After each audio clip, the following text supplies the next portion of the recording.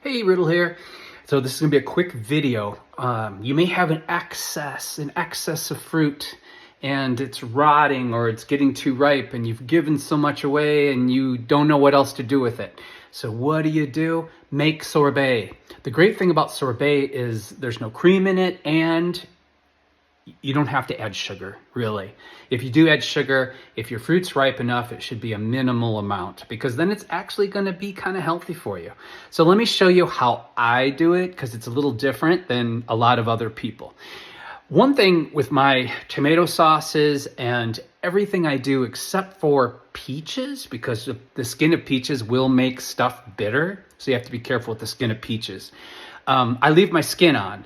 With plums especially, because the skin holds the tartness and a lot of the nutrition and vitamins and things, and a beautiful color. So what we're gonna do, pick your plums. You can even pick some up from off the ground.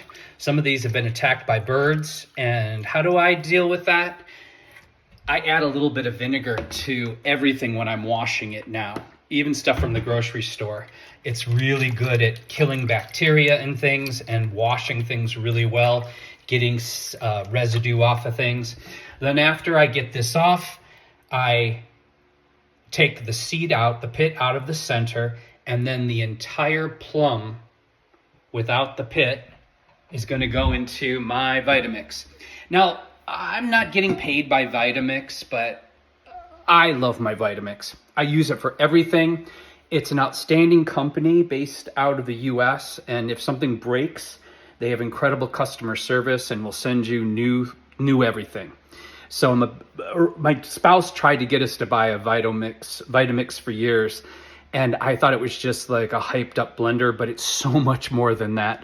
And so the entire plum goes into the mixer or the blender with, you have choices. I had this fancy lemon mix, or this is really great stuff for cocktails, but you can just use regular lime juice and add a tiny amount of sugar if you want to, but you don't really need it.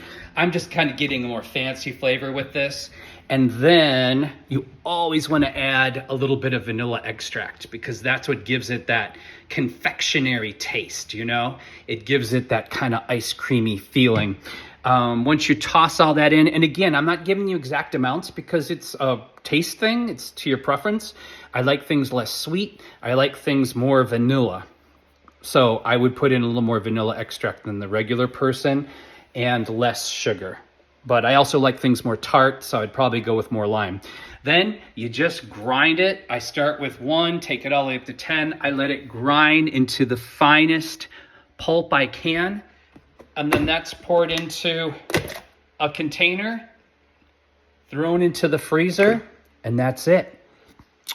Oh, the flavor is insane. Once that's frozen and put out for guests elegantly with a little scoop and a mint leaf, they aren't gonna believe it. They're not gonna believe you made it. So simple. Keep it simple. The Europeans know. Keep it simple. And use what you grow. And if you have a neighbor who's not using their fruit, ask them and then give them some. It all has to be this thing where we work together, you know?